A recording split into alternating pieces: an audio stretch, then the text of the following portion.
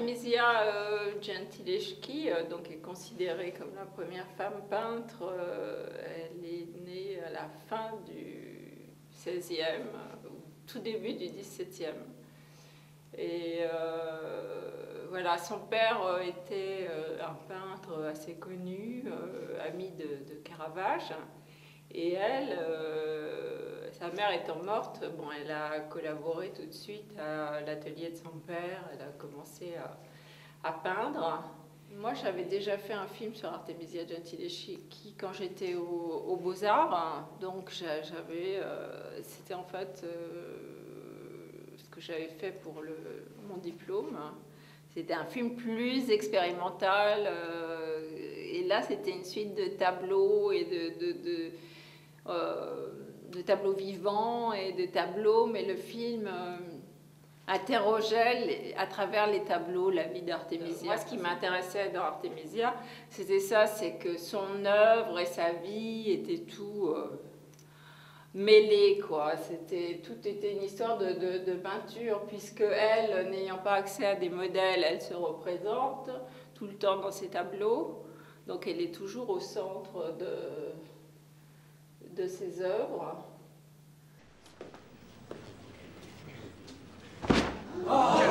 Artemisia elle-même se voit comme une Judith, criminelle, perfide. Et Agostino comme la victime de ses machinations.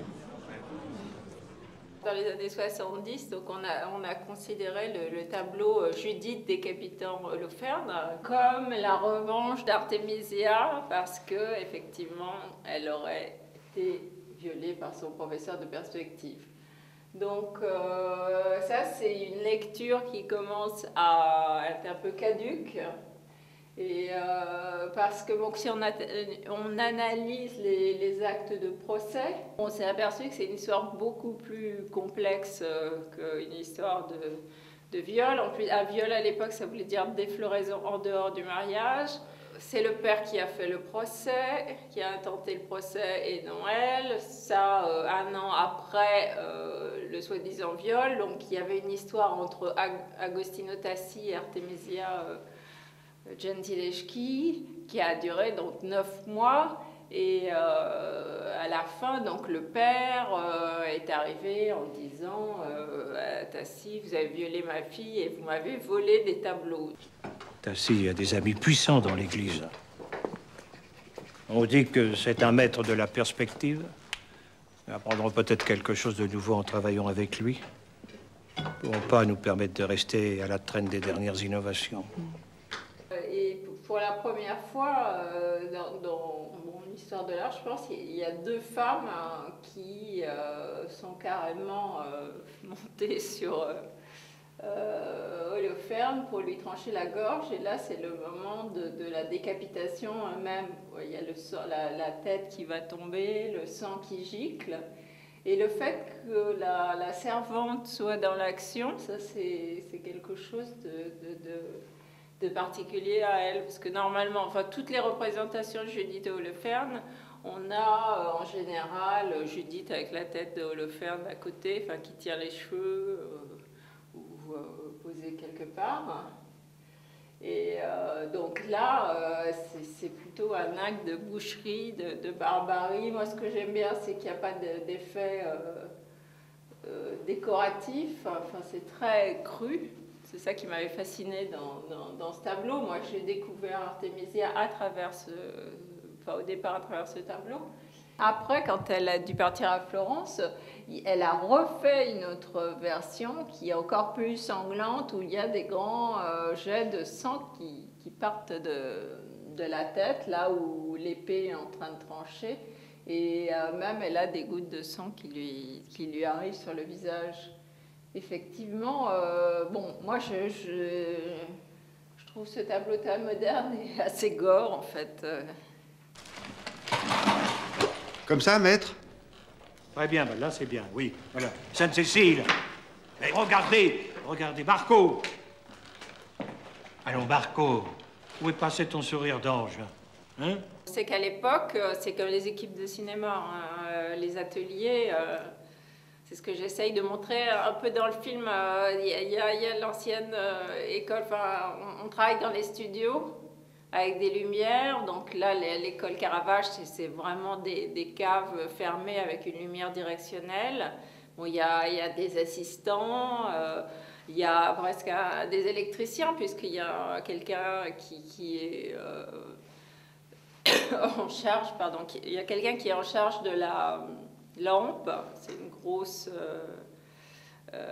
plaque comme ça avec plein de bougies, qui est en charge de la lever, de la monter. Bon, il y a des rideaux pour faire des ombres. Ce qu'apporte Agostino Tassi, bon, lui, c'est un peu comme la nouvelle vague au cinéma pour moi. Il arrive et lui, il peint dehors, sans lumière artificielle, des marines, des paysages.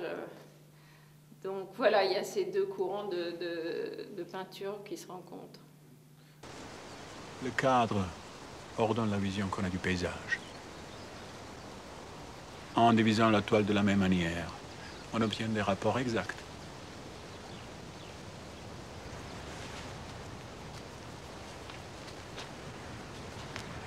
Vous voyez quelle quantité de choses lointaines sont contenues dans les carrés du haut par rapport au peu d'objets proches qui entrent au-dessus de bas. Je ne vois que de la terre et de l'eau. En fait, cette histoire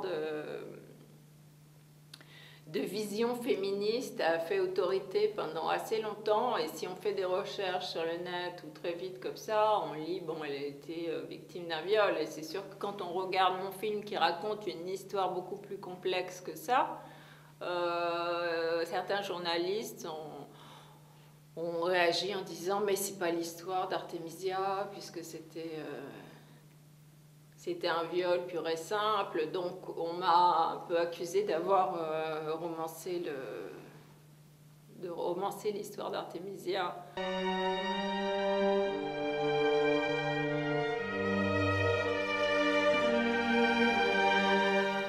Et nous vous rappelons que le dernier film de Julie Delpy, Two Days in New York, joue toujours en salle.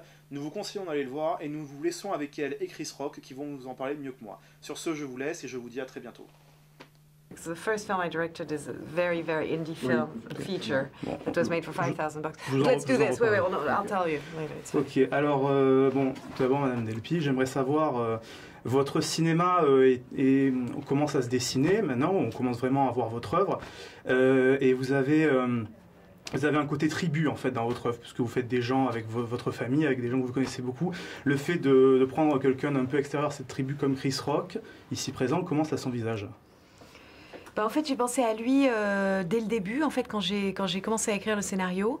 D'un coup, j'ai des fois des sortes de trucs comme ça, j'ai des évidences, je me dis, tiens, voilà, c'est le personnage que je veux voilà, le transformer en ce personnage, Mingus, et je veux que ce soit lui. Bon, évidemment, j'admirais son travail, etc. Donc, c'était voilà, c'était tout ça. Mais c'est des tribus, et en même temps, par exemple, le Skylab, c'est que des acteurs que j'ai castés. Les trois quarts, je les connaissais pas, je les avais jamais rencontrés. Eric, je le connaissais pas. Enfin, je le connaissais quand on travaille, mais c'est tout. Donc, je le connaissais pas personnellement. Donc, ça dépend en fait. Mais je les transforme en tribu. C'est ça que je fais. je transforme. En fait, j'essaye de faire comme si vraiment on avait l'impression que c'était une tribu ah, ça c'est pas moi. Et donc voilà quoi. And Mr. Rock, I was asking Julie the fact that she takes somebody out of her family and of her friends inside her movie. And how do you feel to arrive in some kind of universe already made by some kind of people who have such close connection between them? It was fun. I mean, I remember I did a sequel. I did a Lethal Weapon 4.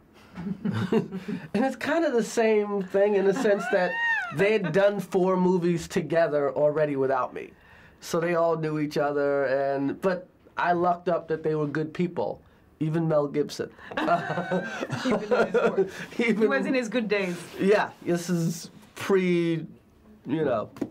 Yeah. Anyway, and so in a weird way, this was kind of very similar to that situation. Where it was a little bit like being on. And Julie was just like Mel. They have a lot of similarities. They're very similar. No, and, don't say that. I'll kick you. Yeah, so I got along with them. I got along with Mel. I got along with Joy. Il plaisante, il plaisante. Julie, Dick Donner, same kind of directing. Il fait une blague. But I fit in. Everybody, they welcomed me with open arms, and I had an amazing time. Bon. Il y a un côté ouvertement autobiographique, enfin plus ou moins autobiographique, c'est à vous de juger. J'aimerais savoir comment vous avez choisi de prendre l'art contemporain en contrepoint du cinéma, dirions-nous, d'intégrer votre personnage dans le milieu de l'art contemporain plutôt que dans le milieu du cinéma.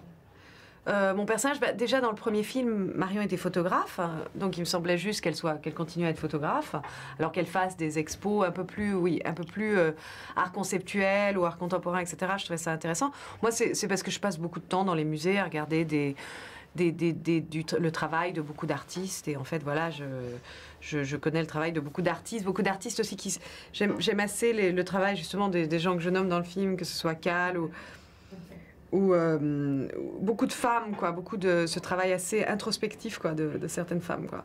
Donc je trouvais ça intéressant, quoi. Voilà.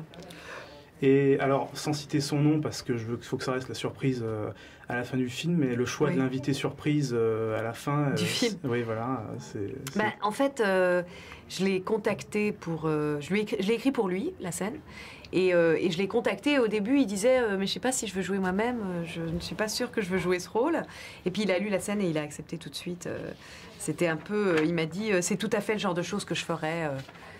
C'est tout à fait écrit pour moi, quoi. En fait, et il a accepté. Ce qui était d'ailleurs très flippant parce que pendant un moment, il n'était pas sûr de vouloir le faire. Et j'avais du mal à imaginer qui que ce soit d'autre, quoi, pour jouer ce rôle-là. Voilà. Donc, vous parlez de l'omniprésence, rien que dans les titres, il y a l'omniprésence de la ville, que Paris dans le premier, New York dans le deuxième. C'est quoi, est-ce que c'est plus ou moins difficile? C'est quoi la différence entre filmer dans Paris et filmer dans New York, hein? C'est ce qu'il disait là tout à l'heure, on disait que c'était dur de tourner à New York. Paris, c'est un village.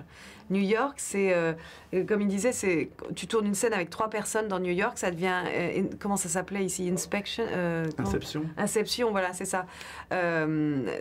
C'est-à-dire que tu as 12 camions, tout est bloqué. Enfin, c'est pas une ville où tu peux tourner comme ça, genre allez hop, on tourne, comme on a fait même sur Today's in Paris, où on a tourné près du canal Saint-Martin toute une journée, personne nous a embêtés. Bon, on avait choisi un 14 juillet, ou je sais pas, un jour où il n'y avait pas de monde, pas de voiture, tout ça, mais bon, je veux dire, quand même, on a tourné dans tout Paris avec évidemment des autorisations, tout ça, mais je veux dire, il y avait une petite caravane, tout ça. Là, ça prend une proportion énorme tout de suite, quoi. C'est tout un autre monde de tourner à New York que de tourner à Paris. C'est très dur, d'ailleurs. Très, très, très, très dur. Très lourd, très dur, c'est très dur. D'ailleurs, c'était le travail du film aussi, c'était de garder la légèreté du film avec cette équipe quand même assez importante et lourde, quoi. On trouve donc c'est votre 5e film, si je veux pas dire de bêtises. On voit la logique, donc je disais autobiographique, avec donc une exception dans votre œuvre qui est donc la Comtesse. Ouais. Est-ce que vous-même vous mettriez la Comtesse complètement à part dans votre œuvre, ou est-ce que vous voyez une sorte d'intégration? Pas du tout, non. Et puis en plus autobiographique, les autres films ne sont pas tant autobiographiques que ça. La Comtesse raconte autant de choses sur ce que je pense, ou sur des idées que je peux avoir, ou des sortes d'obsessions que je peux avoir. La Comtesse raconte autant, et presque, mon père dit, je crois que c'est le mien. Hein. Mon père dit, le film est presque plus autobiographique. Les gens qui me connaissent bien voient le côté personnel de la Comtesse. Pas du tout sur l'obsession de vieillir, tout ça, mais par rapport à la mort, à la condition humaine, etc. Et en fait... voilà, je pense que les autres films sont... Par exemple, Today's in New York n'est pas si autobiographique que ça. Enfin, je veux dire, tout le monde me demande comment est ta sœur dans la vraie vie, est-ce qu'elle est aussi chiante? J'ai pas de sœur, enfin, il y a plein de choses qui n'ont rien à voir, quoi. Mais c'est vrai que j'aime puiser un petit peu dans la vérité pour en faire quelque chose comme une sorte de graine de vérité, comme ça, pour en faire une plante qui, après, au-dessus, voilà, existe et paraît très réelle, quoi. Mais pas forcément autobiographique. Voilà, c'est fini. Merci. C'est dur, hein, c'est à la queue le...